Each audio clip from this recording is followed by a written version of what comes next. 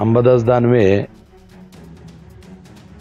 खऱ्या अर्थानं स्वप्नात जगतायत, सूर्यावर थुंकण्याचा प्रकार करतायत। मुंबईमध्ये नुकतंच लव्ह जिहादचं प्रकरण समोर आलेलं आहे। त्यामुळे पुन्हा एकदा लव्ह जिहादचं हे जे काही प्रकरण आहे पुन्हा हे डोके वर काढताना आपल्याला पाहायला मिळत आहे। माझ्यासोबत भारतीय जनता पार्टीचे फायर ब्रिगेड दमदार असे भारतीय जनता पार्टीचे आमदार संजय केणेकर आहेत। ते नेहमीच या प्रश्नावरती प्रश्न विचारत असतात आणि आज ते आहे माझ्यासोबत। आपण त्यांच्याकडून जी माहिती घेऊया। म्हणजे भाऊ नेमकं काय चाललंय? सत्ता भाजपची आहे, तुम्ही नेहमी त्या गोष्टीला विरोध करतात, पुन्हा एकदा मुंबईमध्ये असं प्रकरण काढते, कुठेतरी हे लव्ह जिहाद पुन्हा एकदा डोक्यावर काढताय का? खऱ्या अर्थाने लव्ह जिहाद तर हा चालूच होता, परंतु मध्ये चांगल्या कायद्यानुसार त्याला बराच आळा घातला गेलेला आहे। परंतु नवीन आयाम हा मुंबईमधल्या बोरीवलीमध्ये दिसून आलेला आहे। लव्ह जिहाद रजिस्टर ॲग्रीमेंट लग्न हे बघण्यात आलेलं आहे आणि याचं एक व्यथित झालो आम्ही त्या बघून। परंतु हा नवीन आयाम आता नव्या प्रकाराने समोर येतोय। निश्चितपणे याच्यात खऱ्या अर्थानं हिंदू मुलींना फसवण्याचा प्रकार आणि त्यांच्यावर अत्याचार शोषण करण्याचा हा नवीन प्रकार आहे।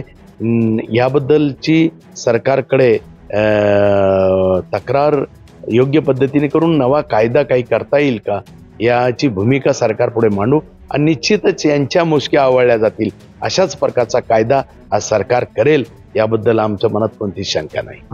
म्हणजे विशेष म्हणजे जे काही ॲग्रीमेंट केले त्या ॲग्रीमेंटमध्ये त्या मुलीचा कोणताही अधिकार त्यांच्या इस्टेटवर नसणार आहे किंवा इतर जे काही अधिकार असतात हिंदू धर्माप्रमाणे बायकोचे संपत्तीवर अधिकार असतात तसं कुठेही त्याच्यावरती नाही। फक्त म्हणजे एक प्रकारचे वापरा आणि फेकून असं काहीतरी गोष्ट म्हणता येईल त्याला?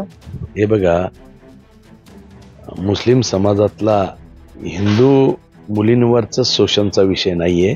मुस्लिम समाजामधील महिला अत्याचाराचा विषय हा फार मोठ्या प्रमाणावर आहे आणि निश्चितच बऱ्याच महिलांचं शोषण या मुस्लिम समाजाची काही मनोवृत्तीनं खराब झालेली माणसं हे सातत्याने करत आले आणि त्यामुळे त्या पद्धतीने हिंदू मुलींनाही कुठेतरी काही चुकीचे फसादी लोक जाळ्यात अडकून हा शोषण करण्याचा एक नवा प्रकार करण्याचा प्रयत्न करताय आणि मी सांगितल्याप्रमाणे त्यांच्या मुश्क्या निश्चित आवळल्या जातील। संजय भाऊ, दुसरा एक प्रश्न आहे की आता नुसते पदवीधर मतदारसंघाची निवडणूक होणार आहेत, त्याची जिम्मेदारी देखील तुमच्याकडे देण्यात आलेली आहे, याकडे कसं पाहतो? भारतीय जनता पार्टीचा पारंपरिक मतदारसंघ हा पदवीधर मतदारसंघ होता। 1978 पासून भारतीय जनता पार्टीकडे हा मतदारसंघ आहे। मध्ये काही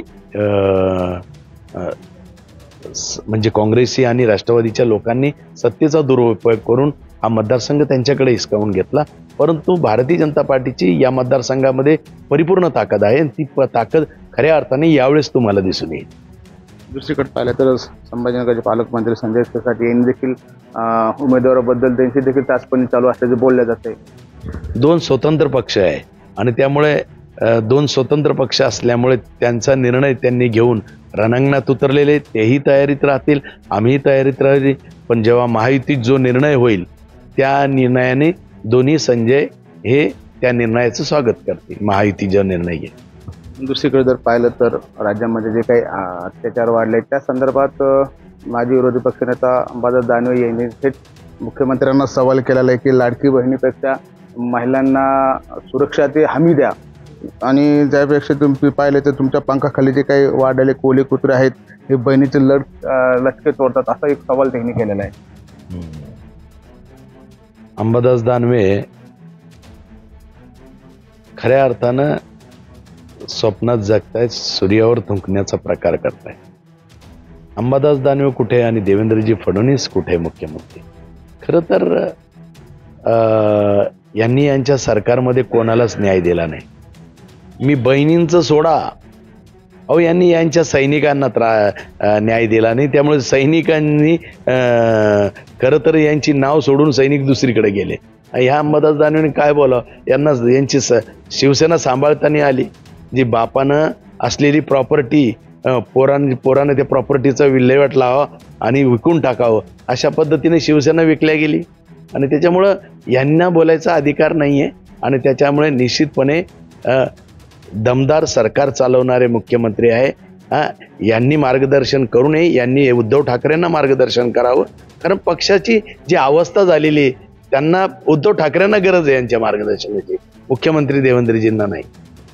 मला सांगा, आता महानगरपालिका जिल्हा परिषद जे निवडणुका होत आहेत, छत्रपती संभाजीनगरमध्ये कोणाचा झेंडा फडकेल? कारण की काल भागवत बोलताना स्पष्ट सांगितले की आता यानंतर आम्ही 2.5 वर्ष भोगलेत, परंतु आता 2.5 वर्ष नाही तर 5 वर्ष महापौर हा भाजपचा असेल.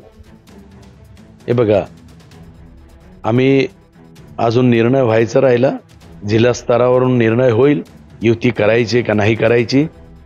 परंतु मित्रत्वातही आमची मैत्रीपूर्ण लढतही होऊ शकते आणि महायुतीचाच झेंडा फडकेल. आम्ही लढल्यानंतरही एकत्र येऊ.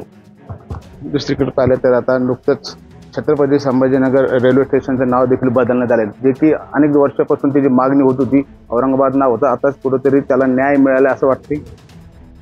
खऱ्या अर्थानं स्वर्गीय हिंदुहृदय सम्राट माननीय बाळासाहेब ठाकरेंचं जे स्वप्न होतं ते भारतीय जनता पार्टीनं साकार केलं आणि केंद्रापासून ते राज्यापर्यंत सगळीकडे छत्रपती संभाजीनगरचा बोलवाला भारतीय जनता पार्टीने केला. त्यामुळे निश्चितच एक शिवाजी महाराजांच्या विचाराचे पाईक असणारे सर्व हिंदू सर्व मावळे आज उत्साहात आहे आणि ते नाव झाल्यामुळे आणखीन उत्साह वाढलेला आहे. नक्कीच आपण जर पाहिले ते हे होते संजय केनेकर. आपण जर पाहिलं तर छत्रपती संभाजीनगर रेल्वे स्टेशनला जे आहे तर भारतीय जनता पार्टीमुळे नाव देण्यात आलेले. भारतीय जनता पार्टीने खऱ्या अर्थाने स्वर्गीय बाळासाहेब ठाकरे यांचे जे काही स्वप्न होते हे स्वप्न पूर्ण केल्याचा टोला देखील संजय केनेकर यांनी मारला आहे. संजय आहेर, लोकसेवा न्यूज, छत्रपती संभाजीनगर.